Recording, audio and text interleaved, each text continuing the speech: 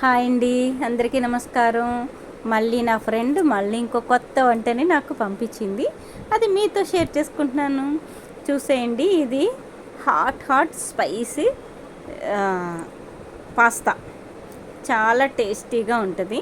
మనకి ఇంతకుముందు white sauce pasta కూడా పెట్టాను నేను. ఆ వీడియో కూడా ఉంటుంది.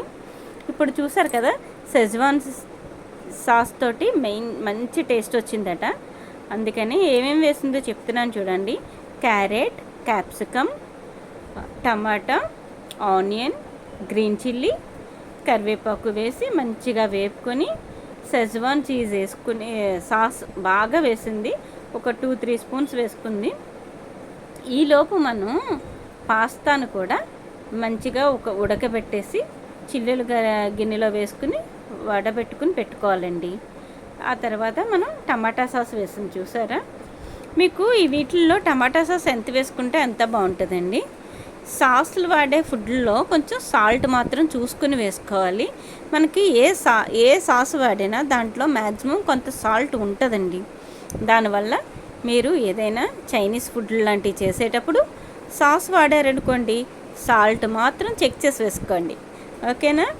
ఇలా మంచిగా వేపేసుకున్న తర్వాత మనం ముందుగా ఉడకబెట్టి పెట్టుకున్న పాస్తాను తీసుకొచ్చి మనం అన్నీ వేసుకున్న దాంట్లో వేసి మంచిగా కలుపుకోవాలండి.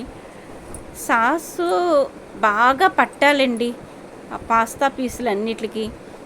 అలాగే అవి విరిగిపోకూడదు, అలా కలపాలి.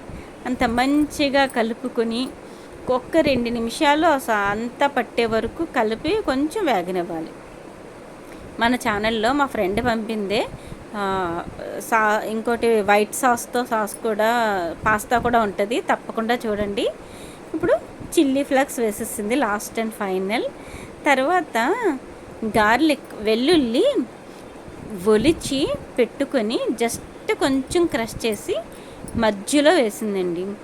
అది ఎందుకు అంటే ఫస్ట్ వేస్తే ఒక ఫ్లేవర్ ఉంటుంది, ఇలా మధ్యలో వేయడం వల్ల ఒక ఫ్లేవర్ ఉంటుంది. చాలా బాగుంటుంది ఆ ఫ్లేవర్ దానికి అని చెప్పేసి నా ఫ్రెండ్ చెప్పింది. తప్పకుండా మీరు కూడా ఇలా ట్రై చేయండి.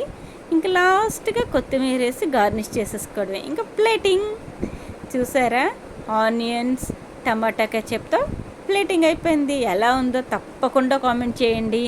నా ఫ్రెండ్కి మీరు ఎంకరేజ్ చేసినట్టు ఉంటుంది. తన వంటలను కూడా మీకు షేర్ చేస్తున్నాను. తప్పకుండా కామెంట్ చేయండి. బాయ్ అండి, థ్యాంక్ యూ.